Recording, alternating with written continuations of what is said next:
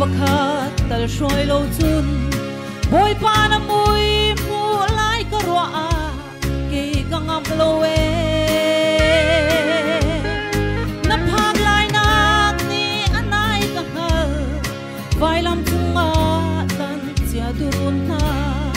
lam tlawinan nun ka mu na a ke ka dai thang boy pa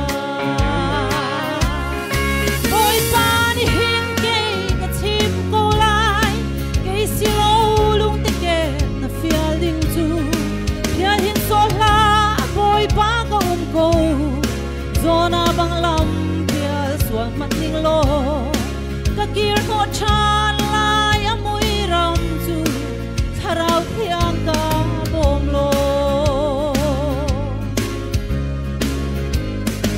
leina rat lai ni anai ka ngal si se na tlan na thong thabia chu an khai shim lo e volei nom na paran tan di chang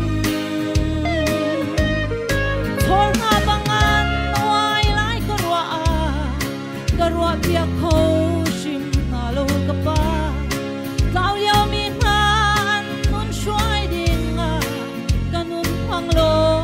ka pa boy pa ni hin ke ka chim ko lai ke si lo lung te ke a fial ding chu fial hin so la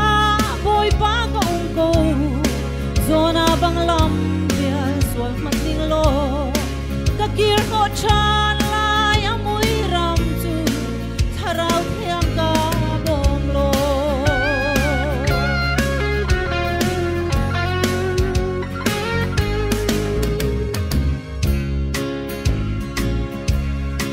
Joseph anwa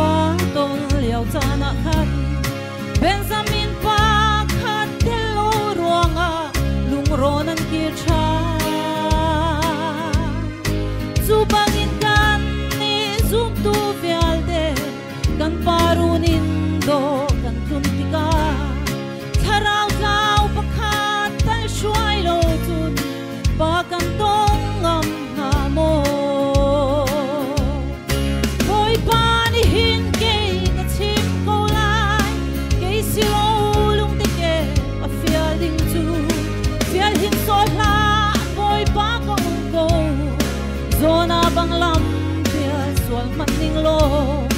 ka kir ngo chan lai amui ram chu tharau thiang ka bom lo ka kir ngo chan lai amui ram chu tharau thiang ka bom lo